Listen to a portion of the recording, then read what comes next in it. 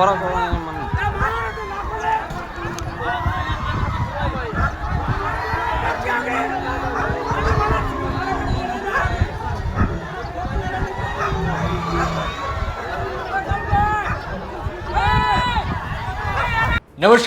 ભાવનગરના ગરાજિયા ગામમાં બનેલી આ ઘટનાનો વિડીયો કે રીલ જેણે જોઈ છે તેની માટે આ પ્રસંગ આજીવન યાદ રહેવાનો છે. કેટલાય કિસ્સામાં આ કાળુભાઈની કહાની જે છે તે આવવાની છે કે અડધો કલાક સુધી સિંહ એની છાતી પર બેઠો રહ્યો ને ત્યારબાદ મોતનો આમનો સામનો કરીને કાળુભાઈ જે છે તે જીવતા બહાર આવ્યા કઈ રીતે, તેની આજે આ વિડીયોમાં તમને માહિતી આપવાનો છું કે તમે જે રીલ જોઈ સૌથી પહેલાં તેની પહેલાં અને તેની પછી બન્યું શું હતું. વધારે માહિતી આપું તો પહેલાં તમને કહી દઉં, એક સિંહ જે નર હોય છે તેનું વજન હોય છે 150 કિલોથી 200 કિલો સુધીનું આ નર સિંહનું વજન હોય છે. તેની જે ત્રાડ છે ને તે 8 કિલોમીટર સુધી સંભળાતી હોય છે, એટલી તો તેની ત્રાડ હોય છે. અને તેનું જે લંબાઈ હોય છે તે લગભગ 2.5 કિલોમીટરથી લઈને 2.5 મીટરથી અઢી મીટરથી લઈને 3.5 મીટર સુધીની તેની લંબાઈ પૂંછડી સાથેની હોય છે. અને તેની જે ઊંચાઈ હોય છે તે કહું તો 1.1 થી 1.2 મીટરની તેની ઊંચાઈ હોય છે. આટલી માહિતી છે. તેના જે નખ હોય છે ને તેના નખ 3 સેન્ટીમીટરથી 4 સેન્ટીમીટર સુધીના તેના નખ હોય છે. અને તે જ્યારે જડબું દબાડે છે ત્યારે 650 PSI જેટલું દબાણ તેના જડબામાં હોય છે. જ્યારે એક માણસ બટકું ભરે તો તેનું દબાણ 150 PSI હોય છે, વધારેમાં વધારે, અથવા તો તેનીથી થોડું વધારે હશે. અને જ્યારે એક સિંહ જડબું જે દબાડે છે, ફાડે છે, ત્યારે 650 જેટલું PSI હોય છે. હવે કલ્પના કરો કે આ સિંહ આવી રીતે તમારી ઉપર આવીને બેઠો હોય ને અડધો કલાક સુધી તમારી હાથ પર, તમારા શરીર પર એ પંજો દબાઈને બેઠો હોય. 100-150 કિલોનો જે આ સિંહ છે, ડાલામથ્થો સિંહ, એ તમારી ઉપર બેઠો હોય ત્યારે તમારી હાલત શું હશે? કાળુભાઈની પણ હાલત શું હશે તે ખબર તમે વિડીયોમાં જોઈ હશે. અને ત્યારબાદ તે બચ્યા પણ છે. પણ તેની પહેલાં શું બની હતી આખી ઘટના તેની માહિતી આપું તો ભાવનગરના પાલીતાણામાં આ જે ગરાજિયા ગામ હતું તે આજે સવારમાં આ ઘટના બની હતી, જેના કારણે આખું ગામ જે છે તે ભેગું થઈ ગયું હતું.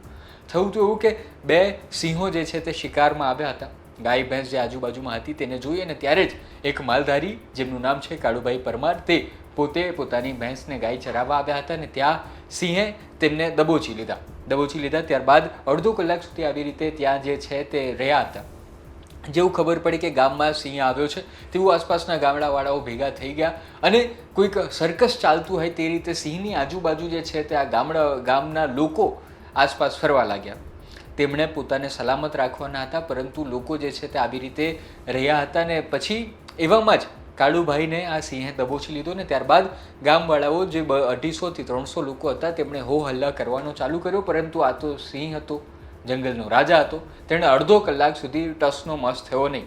તમે જોઈ શકશો કે ગામના લોકો આવી રીતે જે છે તે તેમને બગાડવાની પૂરેપૂરી કોશિશ કરી રહ્યા હતા. પરંતુ સૌથી પહેલાં શું થયું તે આપણે જોઈએ આ વિડીયોમાં.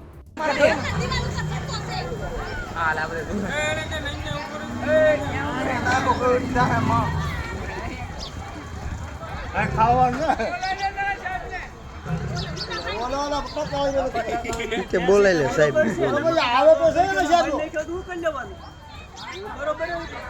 એમ સીધું રાયડે થોડું થવાય, એ ઉડીને થોડા આવે. તમે ગમે એટલા રાયડે થાવ તો કવડો મોટો છે. ભેં શું કહેવાય તમે?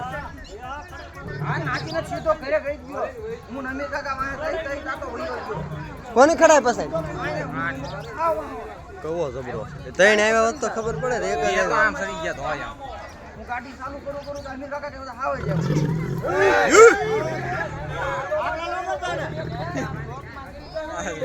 આખી કપડા સિવાય નો પાકે.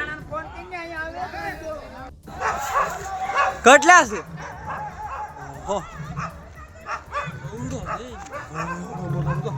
હાકલા રાખજો, આંચ પાનો આવે.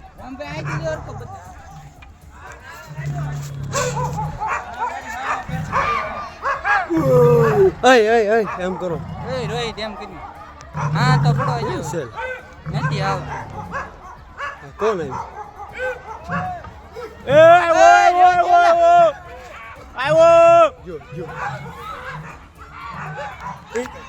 વાડામ નો જાય કર બંધ કહું તો એને હવે ખાય દવાખાને પોગાડો. એને ઓલાને દવાખાને ખાય પોગાડો. સુરક્ષા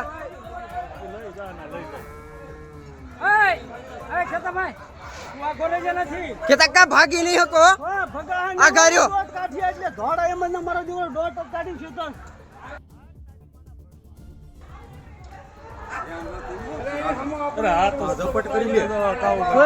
કાળુભાઈ પાડી દીધા મારી પસાડી દીધા પકડી લીધા થાપો નહીં આગું રેવાય એનથી જોઈએ માણસ શું છે એટલે તારી માન તો મરી ગયેલો જ પડ્યો શોટ મે કોઈ માર કરકે ભટતોય ભાઈ લઈને દોડ શોટ મે શોટ મૂકો ના એન માં ઠોકે મન નાખો શોટ મે કોઈ ને આને શોટ મૂકો ની માલા વગેરે વિયો ના કરીએ ભટતો મૂકી દો ભટતો માર મૂકી દો ફોન તો કરો તમે એ શેતન ઓલો બેઠો આમ તો બેવું જ પડે ને આમાં કઈ બોલવું ન પડે અરે ઓલો પડકે બેઠો કોણ વિજય નતા તો કોણ ઈ કાળુભાઈ છે બીમાર છે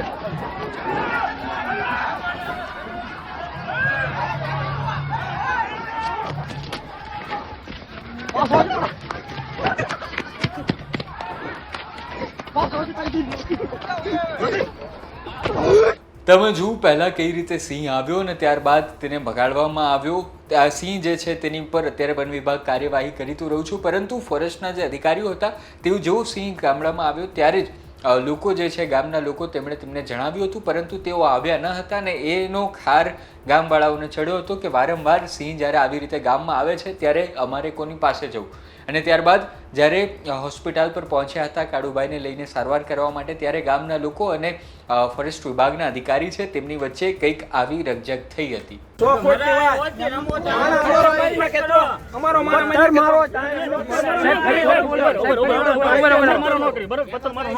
આ માણસ પકડો એને છોડાવવા શું કરવાનું એ મને તમે અમારી પાસે અમે હું લઈને કાઢીએ જનાવરને તમે પથ્થર મારો નથી ના ના અમે લાકડીથી કાઢીએ અમે માર્યા હોય મારી વાત અમે માર્યા હોય તમારો હાવીજ મરી ગયો તમારી ઉપર કેસ થાય ન થાય સરળ થાય કે ન થાય આ મારો માણસ મરી ગયો તમારી ઉપર અમારે કેસ કરવો કેવી રીતે કરવો કયો હાલો કયો તમે હાવજ માથે છે હાવજ એમને હવે હાવજ માથે થાય ને તો હવે અમે હાવજને મારી નાખી તમારી માથે કઈ નહીં થાય ને એ હાવજ આવી કરે કોણ થાય ને તમે કરો કોણ થાય ને હાવજ કરશે ને માણાને તમે હું કીધું ગજાવીન મારી હું કીધું હાવજ કરે એ બાજુ હા બોલો હોશિયારી હાવજ મારી નાખે ને માણાને તો એને આજીવન કેદ થાય ભાઈ હાવજને થાય ને હાવજને થાય ને આ માણાને આ મરી જાય એવું થાય એ વખતે હું કરવાનું જો કયો સાહેબ આ વર્ષે એને ફરી ખબર પડે કે આને નો મરાય અમે એમ જ કહેવા માંગીએ તો તમારે ત્યાં સાહેબ આવીને 5 મિનિટ ઊભું તો રહેવું પડે ને પણ 5 મિનિટ અમારે ન્યાજ ઊભી રહેવું છે, પણ અત્યારે તો અહીં આવવું પડે કે નો કેટલી વાર લાગે તમે આવ્યા ને કેટલી વાર તમે ત્યાં પહોંચ્યા તમારો માણસ કેટલી વાર પહોંચ્યો મારા બનાવ બન્યો એ પહેલાનો ન્યાજ છે